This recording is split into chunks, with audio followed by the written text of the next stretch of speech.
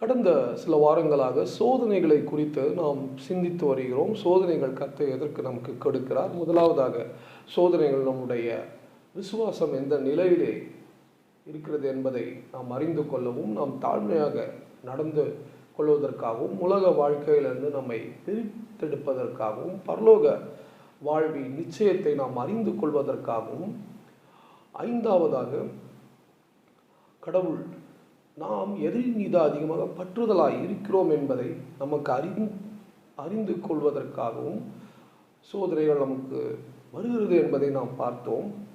இன்றைக்கு நாம் தெரிந்து கொள்ளக்கூடிய காரியம், trial teachers as the value,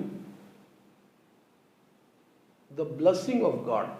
Trial teach us to value the blessing of God. என்ன அர்த்தம்? சோதனைகள் கர்த்தர் நமக்கு கொடுத்த ஆசீர்வாதங்களை நாம் நினைவு கூர்வதற்காகவும், அல்லது இன்னும் அதிகமாக கடவுளுடைய ஆசீர்வாதத்தை நாம் புரிந்து கொள்வதற்காகவும் நமக்கு சோதனைகள் வருகிறது என்பதை நாம் பார்க்கிறோம். நமது கர்த்தர் நம்மை படைத்திருக்கிறார். ஆனால் இந்த பாவப்பட்ட இந்த உலகத்திலே நம்முடைய மூளை, இந்த பிரெயின், இந்த உலகத்தின் தகவல்களை ஏற்றுக்கொள்ள நமக்கு கற்றுத்தருகிறது. அதே போல நம்முடைய உணர்வுகள், நம்முடைய இருதயம் என்று கூட நாம் வைத்துக்கொள்ளலாம். நம்முடைய உணர்வுகள் அல்லது உணர்ச்சிகள் இந்த உலகத்தின் ஆசையை இச்சித்து கொள்ள கற்றுக் கொடுக்கிறதை நாம் பார்க்கிறோம். ஆனால் இந்த விசுவாசம் என்பது, தேவன் மீது விசுவாசம் என்பது கடவுளுடைய வார்த்தையை அதிகமாக விரும்ப நமக்கு கற்றுக் கொடுக்கிறது. கடவுளுடைய வார்த்தையை நாம் கேட்க வேண்டும். அதிகமாக நான் கடவுளுடைய வார்த்தையை நான் அறிந்து கொள்ள வேண்டும். அப்படியாய் நான் அறிந்து கொள்ளும்போது என்ன நடக்கும் என்று நாம் பார்க்கும்போது, நாம் கீழ்ப்படிதலை அதன் மூலமாக நாம் கற்றுக்கொள்ள முடியும். நம் தேவனுடைய வார்த்தையை நாம் அதிகமாக விசுவாசிக்கும் போது, அதிகமாக நாம் படிக்கும்போது, அதன் மூலமாக கிடைக்கின்ற ஒரு பெரிய காரியம், அந்த வார்த்தையின்படி நான் நடக்க வேண்டும், கீழ்ப்படிய வேண்டும் என்பதை நமக்கு உணர்த்துகிறது. ஆக trial teachers as the blessing of obedience.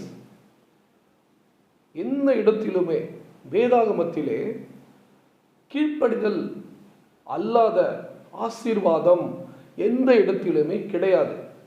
எங்கேயெல்லாம் கீழ்ப்படிதல் இருக்கிறதோ அங்கே மட்டும்தான் ஆசீர்வாதம் வரும் என்பதை நாம் உணர்ந்து கொள்ள வேண்டும். சங்கீதம் 63:3 வசனத்தை நான் படிக்கிறேன்.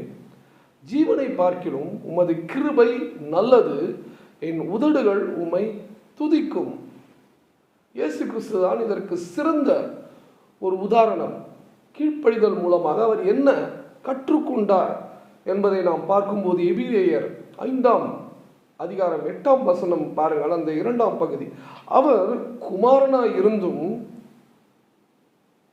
பட்ட பாடுகளினாலே கீழ்ப்படிதலை கற்றுக்கொண்டார்.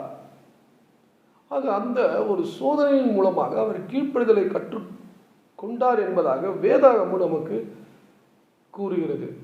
ஆக நாம் கற்றுக்கொள்ள வேண்டிய காரியம் என்னவென்று பார்க்கும்போது, நாம் சோதனைகளிலே பயணித்து கொண்டிருக்கும் போது நாம் கடவுளுடைய வார்த்தையை நாம் உற்று கேட்கிறோமா? கடவுளுடைய வார்த்தையில் நாம் பிரியப்படுகிறோமா?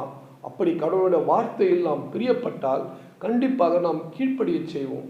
ஆக நீங்கள் சோதனைகளுக்குள் கடந்து செல்வீர்களாக இந்த 2 காரியத்தை, நான் கடவுளுடைய வார்த்தையை நேசிக்கிறேனா, அதன்படி கீழ்ப்படுகிறேனா என்பதை உணர வேண்டும். அப்படி நாம் உணரும்போது அந்த சோதனைகளின் நோக்கத்தை நாம் அறிந்து கொள்ள முடியும். நீங்கள் துக்கப்படுகின்ற போது அல்லது துன்பப்படுகிற நாட்களிலே கர்த்தருக்கு கீழ்ப்படிந்து நடக்கும்போது உங்கள் ஆசீர்வாதம் என்பது பெருகும் என்பதை நீங்கள் அறிந்து கொள்ள முடியும். ஆகவே ஒருவேளை நீங்கள் சோதனைக்குள்ளாக நடந்து வருவீர்களாகில் கர்த்தருடைய ஆசீர்வாதத்தை சிந்தித்து பாருங்கள்.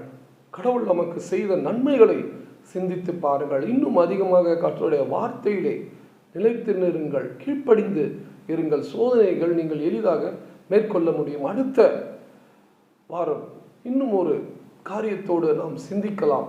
அதற்காக ஜெபியுங்கள். கர்த்தர் உங்கள் ஜெபங்களை அங்கீகரிப்பாராக. ஆமேன்.